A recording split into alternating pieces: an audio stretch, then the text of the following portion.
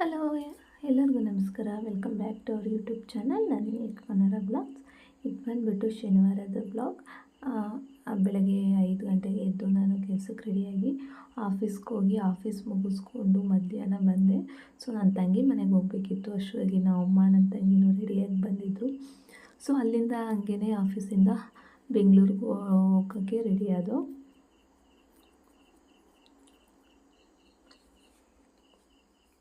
So ನಮ್ಮೂರಿಂದ ಬೆಂಗಳೂರಿಗೆ 2 hours journey ಆಗುತ್ತೆ. ಅಷ್ಟು ದೂರನೇ ಏನಿಲ್ಲ, 90 ಕಿಲೋಮೀಟರ್ಸ್ ಇದೆ. ಸೊ ಬಸ್ಸಲ್ಲಾದರೆ 2 ಅವರ್ ಆಗುತ್ತೆ. ಸೊ ಅಲ್ಲಿಂದ ನಾವು ನೆಲಮಂಗಲದಲ್ಲಿ ಇಳಿದು ಅಲ್ಲಿಂದ ನಾವು ಕೆಂಗೇರಿಗೆ ಹೋಗಿದ್ದು. ನೆಲಮಂಗಲದಲ್ಲಿ ಬಸ್ ಚೇಂಜ್ ಮಾಡಿ ಕೆಂಗೇರಿಗೆ ಹೋದೋ. ಸೊ ಕೆಂಗೇರಿಗೆ ಹೋಗೋಕ್ಕಿಂತ ಮುಂಚೆನೇ ಅಲ್ಲೇ ನಮಗೆ ಕಿರಣನ ಬಂದು ಪಿಕ್ ಮಾಡಿದ್ರು.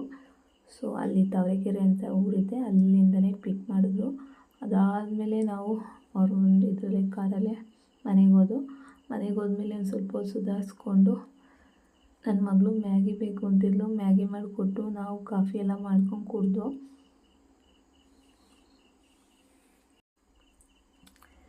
ಸೊ ನಾನು ನಮ್ಮಮ್ಮ, ನನ್ನ ತಂಗಿ, ನನ್ನ ಮಗಳು ಎಲ್ಲರೂ ಕಾಫಿ ಕುಡ್ಕೊಂಡಿದ್ದು. ಅವಣ್ಣ ಆಚೆ ಹೋಗಿದ್ರು ಏನೋ ತೊಗೊಂಬರೋಕ್ಕೆ.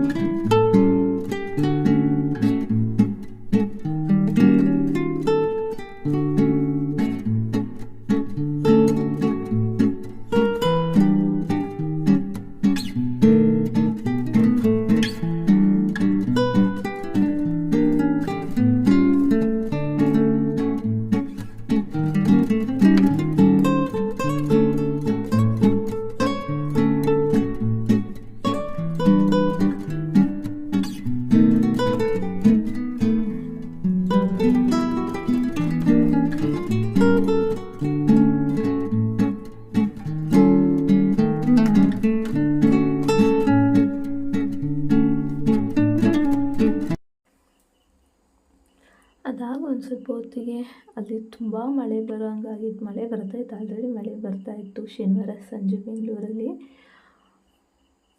ನನ್ನ ತಂಗಿಯೆಲ್ಲ ಪೂಜೆ ಮುಗಿಸ್ಕೊಂಡು ಚಿಕನು ಮೀನೆಲ್ಲ ತಂದಿದ್ರು. ಯಾಕೆಂದರೆ ನಮ್ಮಮ್ಮ ಚಿಕನು ಮಟನ್ ಎಲ್ಲ ಏನೂ ತಿನ್ನೋದಿಲ್ಲ, ಮೀನಷ್ಟೇ ತಿನ್ನೋದು. ಅದಕ್ಕೆ ಮೀನು ನಮಗೆ ಚಿಕನ್ ಎಲ್ಲ ತೊಗೊಂಬಂದಿದ್ರು. ಸೊ ಅದಕ್ಕೆ ರೆಡಿ ಮಾಡ್ತಾಯಿದ್ದೆ ನಾನು. ಇದು ಹೈದ್ರಾಬಾದಿ ಬಿರಿಯಾನಿ ಮಾಡೋಣ ಅಂತ ರೆಡಿ ಮಾಡ್ತಾಯಿದ್ದೆ. ಫಸ್ಟು ಒಂದು ಬೌಲ್ಗೆ chicken and turmeric powder, chilli powder, garam masala and Korean powder, biryani masala ಎಲ್ಲ ಹಾಕಿ ಆ್ಯಂಡ್ ಒಂದು 2-3 ಮೆಣಸಿನ್ಕಾಯಿ ಹಾಕಿ ಸಣ್ಣಗೆ ಹಚ್ಚಿರೋ ಈರುಳ್ಳಿನ ಎಣ್ಣೆಯಲ್ಲಿ ನೀಟಾಗಿ ಫ್ರೈ ಮಾಡ್ಕೊಬೇಕು. ಅವು ಸ್ವಲ್ಪ ಕ್ರಿಸ್ಪಿ ಆಗೋ ಥರ ಬರಬೇಕು.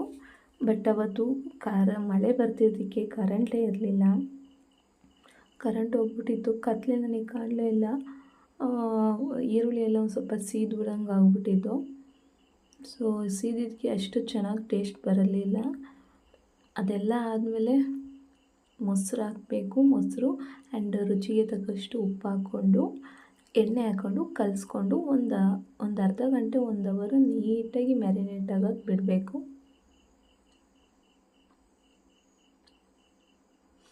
ನಾವು ಮೊಸರು ಎಷ್ಟು ಹಾಕ್ತೀವೋ ಅಷ್ಟು ಗ್ರೇವಿ ನಮಗೆ ಸಿಗುತ್ತೆ.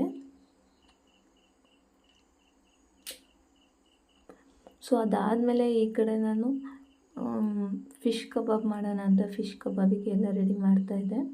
ಸೊ ಫಿಶ್ ಕಬಾಬ್ ಇನ್ನೇನು ಮಾಮೂಲಿ ಫಿಶ್ ಕಬಾಬ್ ಪೌಡ್ರ್ ಇರುತ್ತಲ್ಲ, ಅದನ್ನು ಹಾಕಿ ಮಿಕ್ಸ್ ಮಾಡಿ ಮೀನು ಹಾಕಿ ಕಲಸಿ ಮ್ಯಾರಿನೇಟ್ ಮಾಡೋಕ್ಕೆ ಇಟ್ಟಿದ್ದೆ. ಸೊ ಈ ಕಡೆ ಒಂದು ಸ್ವಲ್ಪ ಸಾರು ಮಾಡೋಕ್ಕೆ ಇಟ್ಟಿದ್ರು ನಮ್ಮಮ್ಮ. ಸೊ ಅದಾದಮೇಲೆ ನಾನು ಒಂದು ಪಾತ್ರೆಗೆ ಸ್ವಲ್ಪ ತುಪ್ಪ, ಪಲಾವ್ ಐಟಮ್ಸ್ ಎಲ್ಲ ಹಾಕಿ, ಸ್ಪೈಸಸ್ ಎಲ್ಲ ಹಾಕಿ, ಉಪ್ಪು, ನೀರು ಎಲ್ಲ ಹಾಕ್ಬಿಟ್ಟು ಕುದಿಯೋಕೆ ಇಟ್ಟಿದ್ದೆ. ಅಷ್ಟೊಗೆ ಅಕ್ಕಿ ತೊಳೆದು ನೆನೆಹಾಕಿದ್ದೆ ನಾನು. ಅದನ್ನ ಸ್ವಲ್ಪ ನೆನೆದಾದ್ಮೇಲೆ ಕುದೀತಾ ಇರೋ ನೀರಿಗೆ ಅಕ್ಕಿ ಹಾಕಿ ಅರ್ಧ ಬೇಯಿಸ್ಕೊಬೇಕಷ್ಟೇ. ಅದಾದಮೇಲೆ ಇನ್ನೊಂದು ಕಡೆ ಪ್ಯಾನ್ ಇಕ್ಕಿ ನಾವು ಕಲಸಿರೋ ಅಂದರೆ ನಾವು ಇದೆಲ್ಲ ಕಲಸಿದ್ವಲ್ಲ ಚಿಕನ್ಗೆ ಮೊಸರೆಲ್ಲ ಹಾಕಿ ಮ್ಯಾರಿನೇಟ್ ಮಾಡಿಕ್ಕಿದ್ವಲ್ಲ ಅದನ್ನು ಒಂದು ಪಾತ್ರೆಗೆ ಸ್ವಲ್ಪ ಹೊತ್ತು ಬೇಯಿಸ್ಕೊಬೇಕು. ಸ್ವಲ್ಪ ಹೊತ್ತು ಬೇಯಿಸ್ಕೊಂಡಾದ್ಮೇಲೆ ಅದು 90% ಬೆಂದಿದೆ ಅಂದಮೇಲೆ ಸೊ ಅರ್ಧ ಬೆಂದಿರುತ್ತೆ ಅಲ್ವಾ ಈ ಕಡೆ ರೈಸು, ಅದನ್ನು ತೆಗೆದು ಆಫ್ ಹಂಗೆ ಅರ್ಧ ಹಾಕ್ಬಿಟ್ಟು ಅದ್ರ ಅರ್ಧ ಅನ್ನ ಹಾಕಾದ್ಮೇಲೆ ಅದ್ರ ಮೇಲ್ಗಡೆ ಕೊತ್ತಂಬರಿ ಸೊಪ್ಪು ಆ್ಯಂಡ್ ಫ್ರೈಡ್ ಆನಿಯನ್ಸ್ ಇರುತ್ತಲ್ಲ, ನಾವು ಫ್ರೈ ಮಾಡ್ಕೊಂಡಿರ್ತೀವಲ್ಲ ಆನಿಯನ್ಸ, ಅದನ್ನು ಹಾಕಬೇಕು. ಕೊತ್ತಂಬರಿ ಪುದೀನ ಹಾಕಬೇಕು. ಸೊ ಅವತ್ತು ಪುದೀನ ಇರಲಿಲ್ಲ, ಅದಕ್ಕೋಸ್ಕರ ಹಾಕಲಿಲ್ಲ. ಅದಾದಮೇಲೆ ಸ್ವಲ್ಪ ತುಪ್ಪ ಹಾಕಿ, ಆ ತುಪ್ಪದ ಜೊತೆಗೆ ಫುಡ್ ಕಲರ್ ಇದ್ರೂ ಕೂಡ ಆ್ಯಡ್ ಮಾಡ್ಕೊಬೋದು. ಫುಡ್ ಕಲರ್ ಇರಲಿಲ್ಲ ಅಂತ ನಾನು ಆ್ಯಡ್ ಮಾಡಲಿಲ್ಲ. ಒಂದು ಲೇಯರ್ ಆದಮೇಲೆ ಇನ್ನೊಂದು ಲೇಯರ್ನ ಮತ್ತೆ ರೈಸ್ ಮೇಲೆ ಹಾಕ್ಬಿಟ್ಟು ಅದೇ ರೀತಿ ಕೊತ್ತಂಬರಿ ಸೊಪ್ಪು, ತುಪ್ಪ, ಫ್ರೈಡ್ ಆನಿಯನ್ಸ್ ಹಾಕಿ ಸ್ವಲ್ಪ ಹೊತ್ತು ಲೋ ಫ್ಲೇಮಲ್ಲಿ ಮೇಲ್ಗಡೆ ಯಾವ್ದಾದ್ರು ತೂಕ ಇರೋಂಥ ಪಾತ್ರೆನೋ ಅಥವಾ ಏನಾರು ಇಟ್ಬಿಟ್ಟು ಇದರಲ್ಲೇ ಬೇಯಿಸ್ಕೊಬೇಕು. 5 ಗಂಟೆ ತನಕ ಅದೇನು ಕೊಟ್ಟು ಕಟ್ಟೆ ಆಗ್ತಿತ್ತು.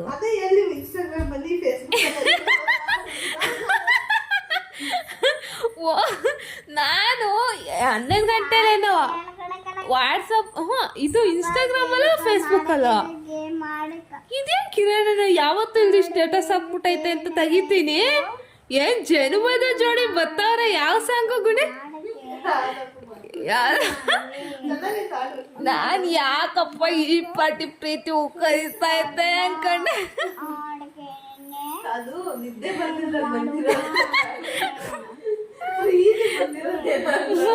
ಮಧ್ಯರಾತ್ರಿ ಅರಳಿದ್ದ ಪ್ರತಿಭೆ.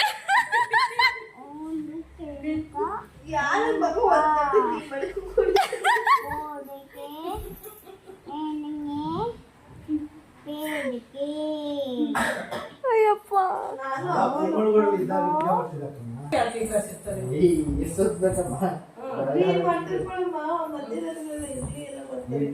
ಹಂಗ ನಿಂಗೆ ಅಡ ನಿಂಗೆಲ್ಲ ಮದುವೆ ನಡೆಯಕ್ ಕಾಯಿಲೆ ಹಂಗಾರೆ.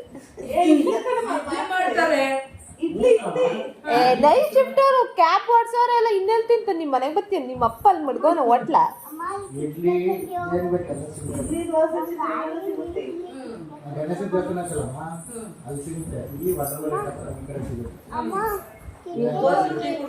ತೆಗ್ದೈತಮ್ಮ ತೆಗ್ದೈತು.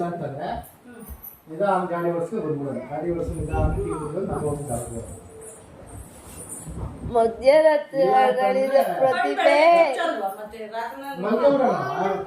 ಕಿರಣ್ ಎಂತ ಕ್ಯಾತೆ ಗೊತ್ತಾ, ಅವಳು ಸುಮ್ಮನೆ ಇರ್ತಾಳೆ. ಅವಳಿಗೆ ಹೇಳ್ಕೊಟ್ಟ ಹಾಳು ಮಾಡೋದೇ ನೀನ್ ಕಣ.